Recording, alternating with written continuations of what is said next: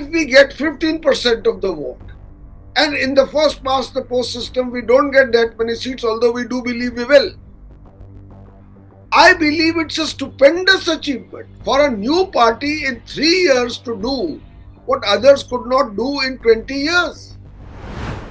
How do you see Prashant Kishore's future if he doesn't win the elections? Will he continue in politics for years, if not decades to come?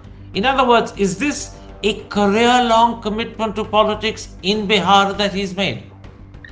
Let me answer that question categorically for you. Yes, he has said that his life's ambition, everything that he has achieved or will achieve, is now committed to bringing about change in Bihar and making it among the 10 most economically advanced states. If that takes another 5 years of effort, so be it, or more. His life is dedicated to bringing about change in Bihar and providing a moksha from these opportunist alliances which have done nothing for the state.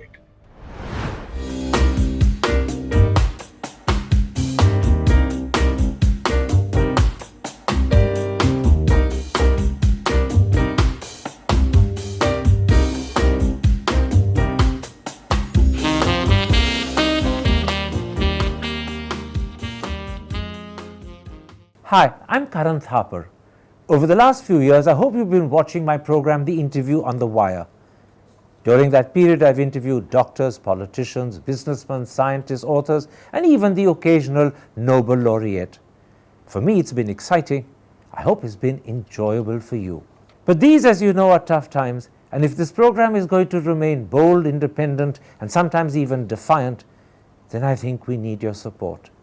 At the end of the day, it's a truism, but editorial independence is best defended by the viewers. So if you would like this program to remain the way it is, forthright, outspoken, and interesting, then would you consider supporting us? All you have to do is to click on the description at the bottom. But more than anything else, I hope you will continue to watch the interview. Your viewership means an awful lot to me.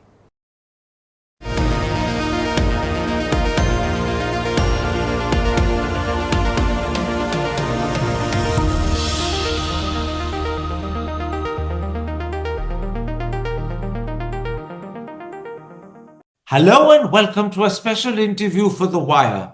With exactly 1 week left before the voting starts in Bihar, we focus our attention on Prashant Kishore and the Jan Suraaj Party.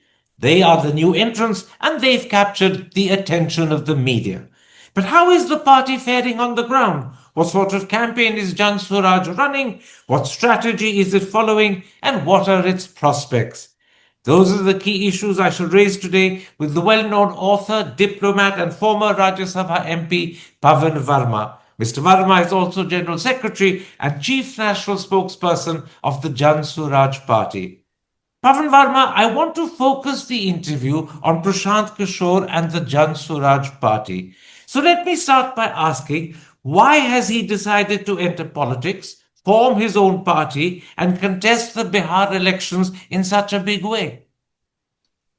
Well, it was the decision he took in 2021 when, at the peak of his earlier profession as a strategic electoral consultant, just after his victories in West Bengal and Tamil Nadu, where he was assisting Mamata Banerjee and Standard, he announced that he is giving up this profession.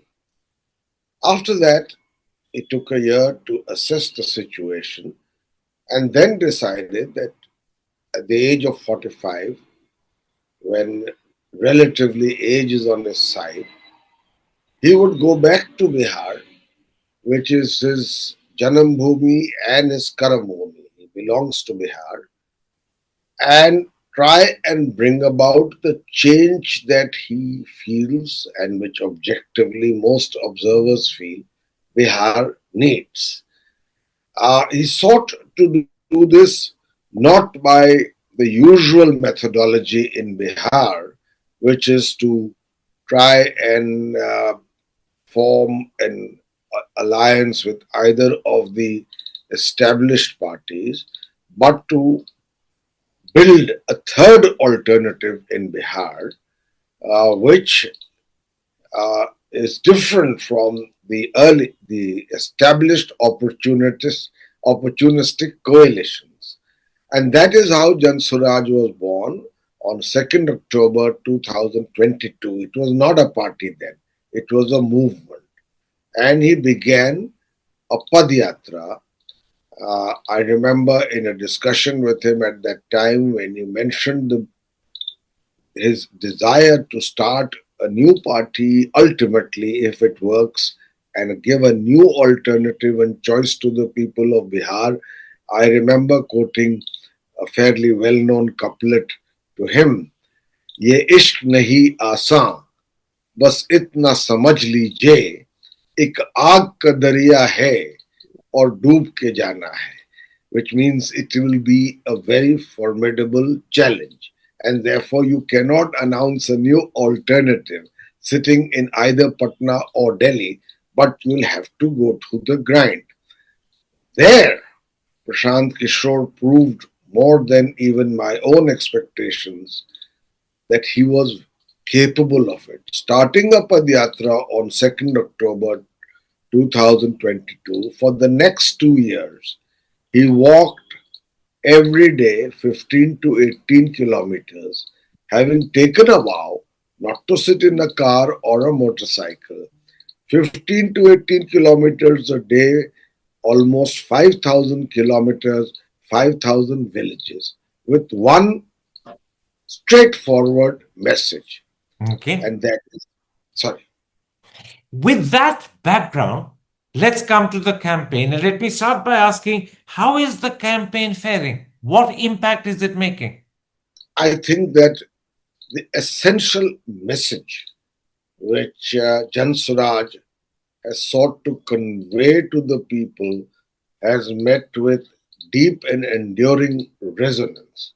And that message is that the parties that are established there now, be it the NDA coalition or the Mahagathbandhan, these parties have used dharma and jati, caste and religion, to manipulate the masses in order to come to power. But the urging to rise above these and to actually use your precious vote to bring about a change in your own lives, to bring out a change in the lives of your children. And it was why it has resonated it because it was very uh, strictly issue based, current jobs, education, health, outward migration, corruption.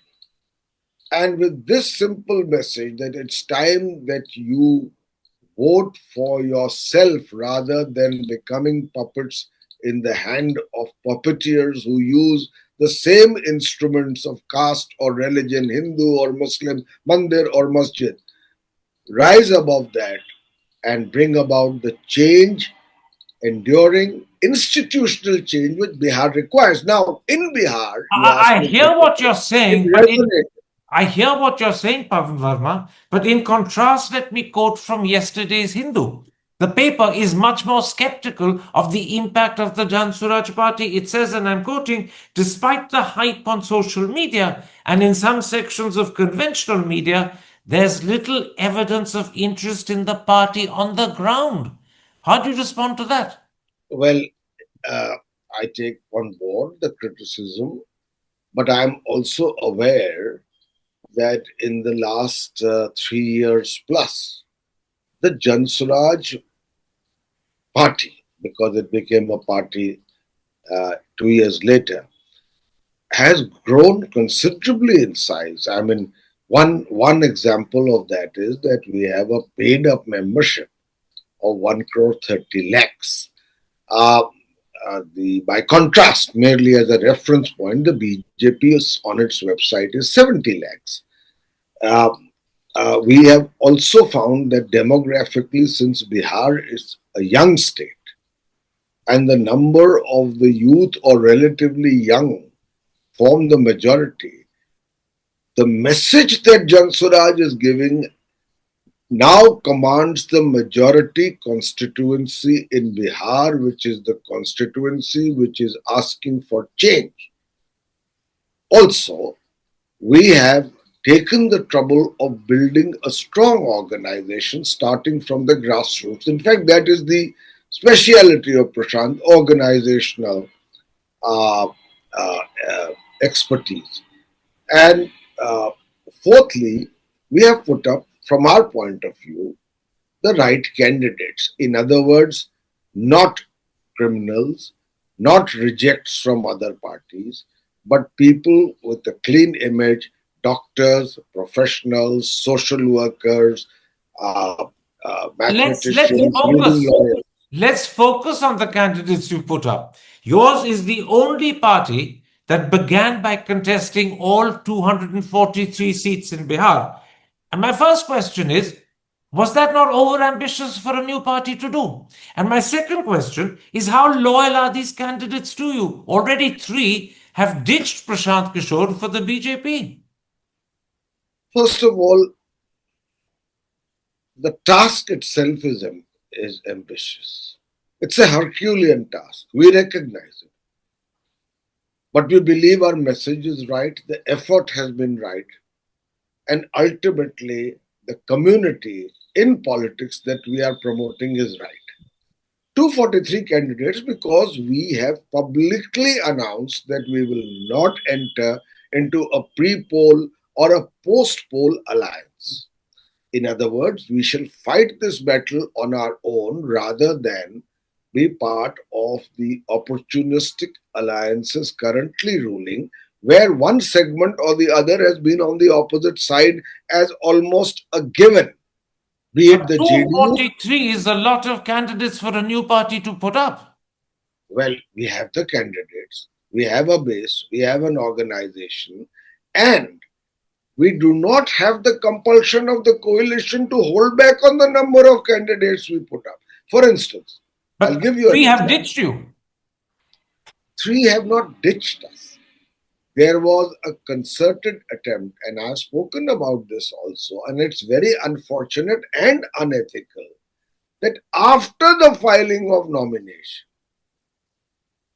the BJP contacted them.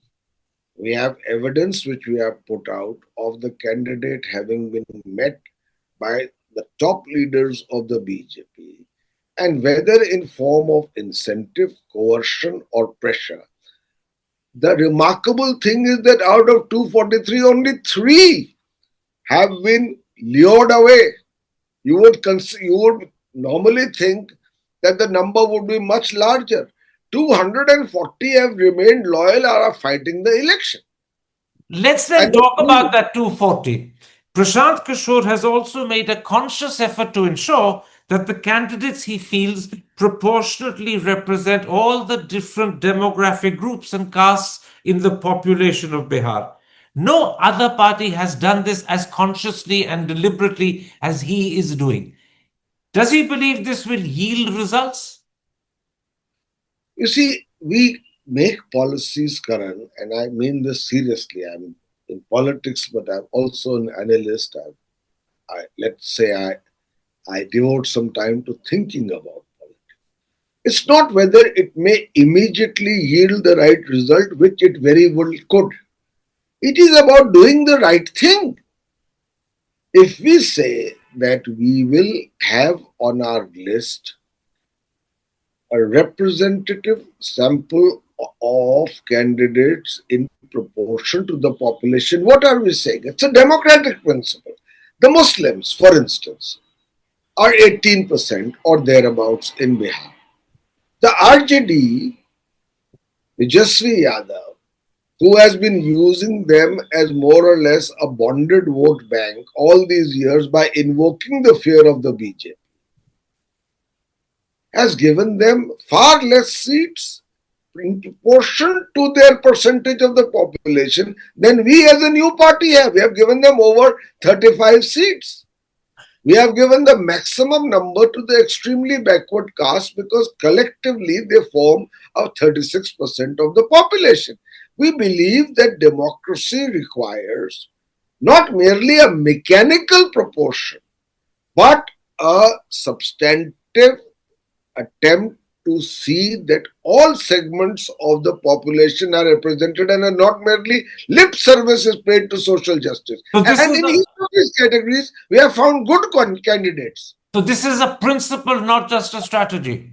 No, it's a principle.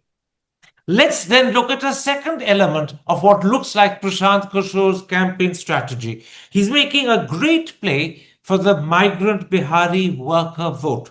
He promises that if his party wins, it will create enough jobs so that Biharis don't have to migrate to other states to work. Now, by some counts, 20% of Bihar's electors could be migrant workers.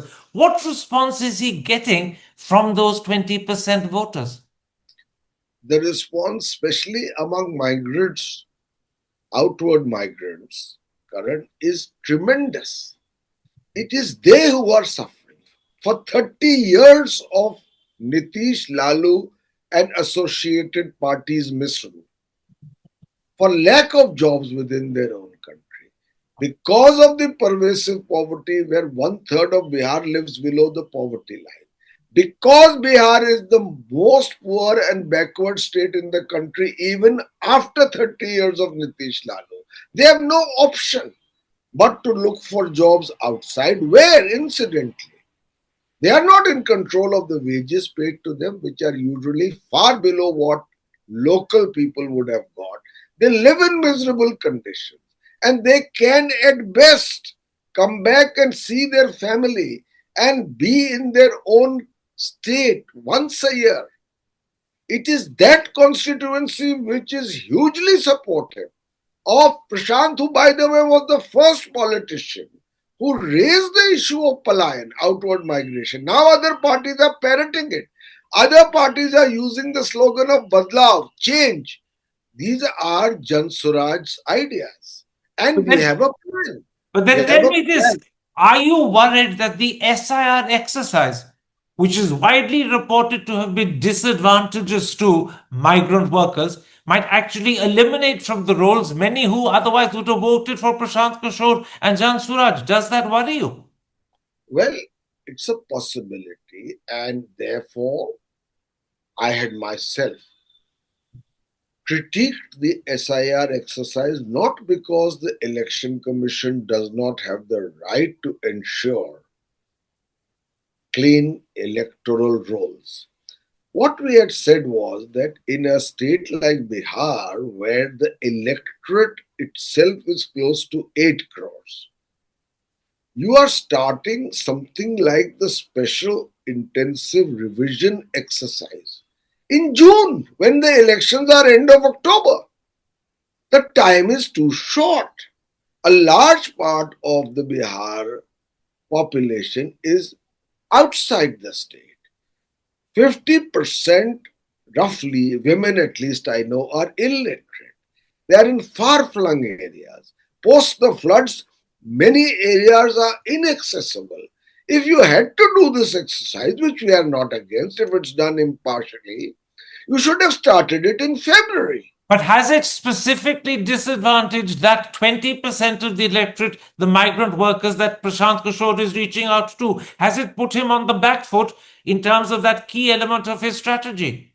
Some of it would, I agree. But we believe that subsequently the Supreme Court's intervention, where first of all the Aadhaar card was made valid again, which had arbitrarily been omitted from the documents that the Election Commission sought.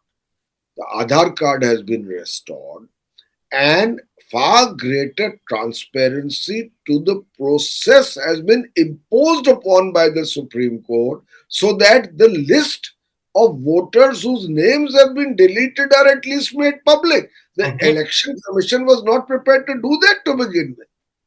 Let's come to a third element of what looks like Prashant Kishore's strategy for this campaign. He's announced that he's not contesting elections himself. Now, my question is very simple. Was that a wise decision? Or is he denying the party the momentum his own candidature would have given it? The honest answer, Karan, is that he would have liked to contest the elections. He even went to Raghopur, but subsequently, purely as a strategic imperative, we realized that if we have put, as you yourself stressed, 243 candidates, the presence of Prashant Kishore in boosting or bolstering their chances through by barnstorming the state in the remaining days left strengthens far more candidates and is to our advantage rather than his spending 3 or 4 days at the minimum or at least in the constituency from where he would have stood. So, in the larger interests of our candidates and the party, it was decided that this is the better strategy. Let me tell you, it's not only the strategy that is adopted by the Jan Suraaj. What has Vikas uh, VIP party done? Mr. Sani is not standing himself the leader. He's put his brother because he says I have to campaign for the remaining 14 candidates. Nitish Kumar himself has not stood for an election. He is an MLC. Prashant will stand for an election. He can win from almost any constituency. But at the moment, it was in the days remaining far more important that instead of being tied down to one constituency, he is able to strengthen our candidates across the state because his presence makes a difference. Okay, we've discussed Prashant Kishore's strategy for Jan Suraj. Let me therefore ask you, and I don't mean this as an unfair question, but at the moment, as you perceive the situation, how many seats do you think Jan Suraj and Prashant Kishore can win? He has himself said he'll either get under 10 or over 150. In other words, he'll either do extremely poorly or extremely well. What do you believe is the likely outcome? I must say that I cannot disagree with that assessment broadly because of the simple reason. We are a new party. To build, to make this fight Tikoni, trilateral current is no mean achievement. In 3 years, we have brought in a third force into Bihar politics with a Forgive me, new I don't minister. mean to interrupt you, but if you end up with under 10 seats, which is part of the range that Prashant Kishore himself has said, you will not be deemed a third force in Bihar. You will be deemed a failure. No, in fact, it is not the fact that we get 10 seats because we are in the first past the post system and we are fighting against established parties. It is the vote percentage we get, it's the impact we make. Let me give you an example. It took 20 years for the BJP to come up to 10% of the vote of the population. It has never had its own chief minister. Even today, its vote percentage of support has never crossed 20%. So it took 20 years for a national party like the BJP to come up to 10%. If we get 15% of the vote, and in the first past the post system, we don't get that many seats, although we do believe we will. I believe it's a stupendous achievement for a new party in 3 years to do what others could not do in 20 years with So the right you're message, so with you're saying to reasonable me that coverage. if you get 15% of the vote, you will consider that a stupendous achievement. I am just saying to come back to the quotation you gave of Prashant 10 seats or 150. If our message has gone deep enough for change, which is the majority constituency wanting it, we'll sweep. Okay, let's If not not, talk in number it of will be seats. 10. Let's not talk in number of seats. Let's talk in terms of percentage of the popular vote. What percentage of the popular vote do you expect? Difficult to predict. Either it would be, as I told you, in the range of over 40%. And why do I say that? I say that because, as per available figures, 28% of the population of Bihar has never voted for either of these two, NDA or Mahagathbandhan. But you're saying you could get over 40% of the popular And vote. I'm coming to that, Karan. Allow me to complete. It will take me 10 seconds. So 28% have never voted. If that vote or the bulk of it is with Jan Suraaj, because they have never voted for these coalitions, and if we manage to take away, because of the strength of our message and our organizational effort, 10% or thereabout votes from each of the coalition, we are looking at 48%. Now, to normally win an election in Bihar with a majority, you require somewhere in the vicinity of less than 40%. In that case, we'll sweep. But if it doesn't happen, we will still get sufficient number of votes as a support in terms of percentage to have begun a journey which is bound to win, if not in the first round, in the second, I'm because a we have bit the right I'm strategies. I'm a bit confused by the answers you've given me because you said two what seemed to me to be contradictory things. You Tell me. began by saying if we get 15% of the vote, you would consider that a stupendous achievement. But after that, you said you could get 40% of the vote. In which case, how does 15% become a stupendous achievement? I'll explain to you why it's not a contradiction. When Prashant says we'll either get 10 or 150, what does it mean? It means that either we'll get somewhere between 10 and 15% of the vote, which by itself, in my view, for a 3-year-old party is a stupendous achievement. Or because we are addressing the majority constituency in Bihar which wants change, and our message has resonated and been internalized. We'll get 28% of that vote which never voted for the two coalitions, plus high of 10% from each. That makes it 48, in which case we'll get 150. There's no contradiction in what I've said, because there are two options that we started with to begin with: 10 or 150. Both are possible. Let us see what happens. Tell me, is it possible to say which of the three big parties Jan Suraj will most damage? Could it be Nitish Kumar's JDU? Could it be Tejashwi Yadav's RJD or Narendra Modi's BJP? Which ones will you most damage? I think will damage all three. Uh, for instance, let me give you an example. In the last election, the JDU, I'm taking one example just as an illustration. The JDU fought on 115 seats, more than the BJP, which fought on 110. To cut the JDU down to size, its own alliance partner, the BJP, used Chirag Paswan to field candidates exclusively targeting the JDU. As a consequence of that, the JDU lost 38 seats. Nitish Kumar knew of the conspiracy, was livid, and spoke to me about it. If an unprepared Chirag Paswan fielding candidates at the last minute could dent the JDU's total tally by 38 seats, a well prepared Jan Suraaj, organizationally strong, on the ground, could dent it much more. That is why we believe JDU may not cross 25 or 30 seats. Now, if that happens, what happens to the BJP coalition? 101 seats JDU, 101 seats BJP.